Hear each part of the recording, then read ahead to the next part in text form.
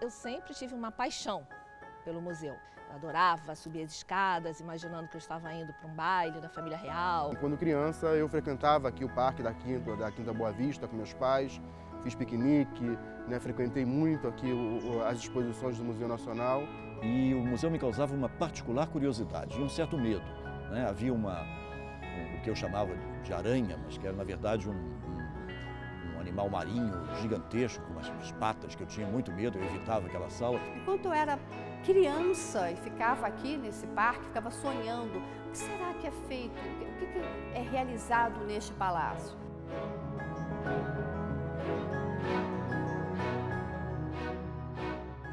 O Museu Nacional é a instituição científica mais antiga do Brasil. Foi criado como Museu Real em 1818, em função da passagem da família real portuguesa para o Brasil, quando foram criadas várias instituições fundadoras da nação brasileira, antes ainda da independência. Então, falar desse palácio é falar da história das ciências do Brasil ao longo do século XIX.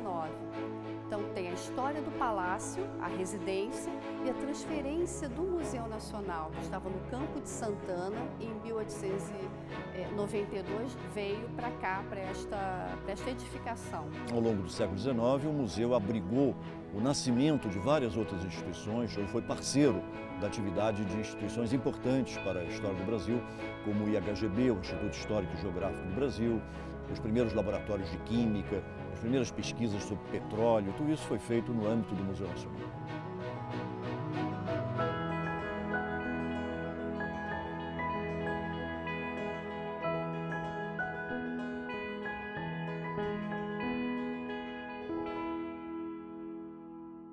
Depois dos anos 30, o cenário e da Segunda Guerra, sobretudo, o cenário científico nacional modificou-se muito. Foram criadas novas instituições, a Academia Brasileira de Ciências, as associações científicas principais, ainda hoje em vigor, foram criadas mais ou menos nessa época. E o Museu Nacional passou por uma crise bastante séria que redundou na sua integração à Universidade Federal do Rio de Janeiro. Então, Universidade do Brasil, que era a primeira universidade realmente, no sentido pleno da palavra, isso fez com que mudasse muito o perfil da instituição e mudasse muito o seu destino, porque ele passou a ser uma das unidades de uma das universidades de um sistema federal bastante amplo. Quando eu li no jornal que o museu ia fechar as suas portas, isso me causou uma tristeza profunda. Primeiro foi um sentimento de tristeza, né?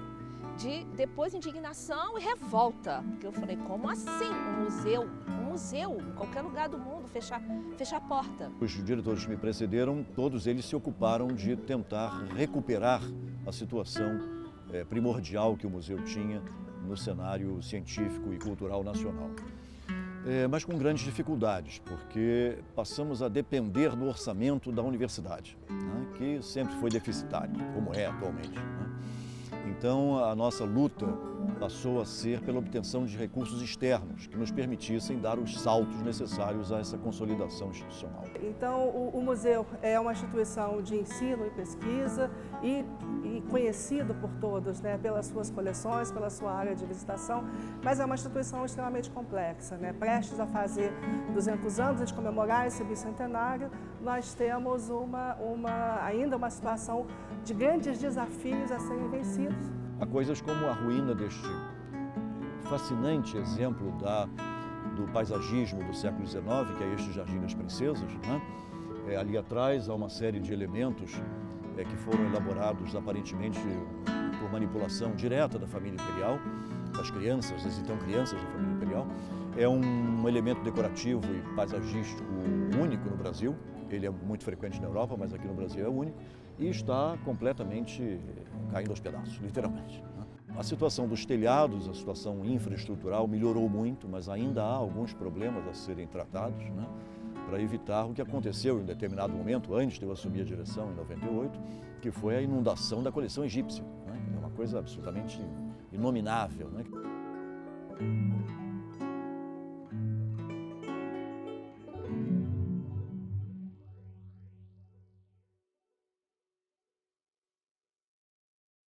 A instituição tem sérios problemas financeiros, muitas dificuldades, mas o corpo técnico do Museu Nacional, professores e servidores, né, tem um carinho especial e uma dedicação completa e absoluta para que essa instituição se torne cada vez melhor e mais forte. A gente tem um sonho, né, que é compartilhado por vários diretores do museu, de deixar esse palácio livre para o público, né, todos os 3 andares como uma grande exposição, a construção de prédios novos para armazenar de forma adequada as nossas coleções, para garantir condições de segurança adequadas a essas coleções, né, e condições de recepção do público, que é o nosso maior patrimônio, né, de forma adequada.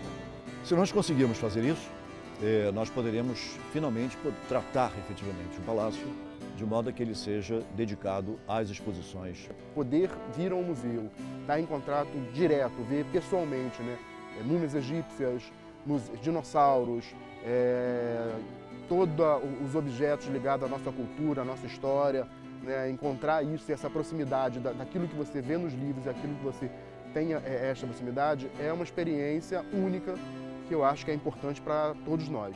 É uma luta contínua da instituição, porque daqui a 3 anos, em 2018, o museu faz 200 anos. Né? Eu sou o coordenador dessa comemoração dos 200 anos, e a nossa luta é para que não seja uma comemoração dramática, triste. Mas nós temos garra e estamos lutando ferrenhamente para que efetivamente alguma coisa desses numerosos passos necessários para a afirmação do projeto da casa sejam postos em prática até 2018. O acervo que nós temos aqui dentro hoje, guardado, não exposto, daria para montar vários museus lindos, com tecnologia, com qualificação, com informação, que a nossa população pode e tem condições de desfrutar da melhor maneira possível, não só, né, para o seu deleite, mas também para a sua instrução, para a sua cultura, para a sua formação.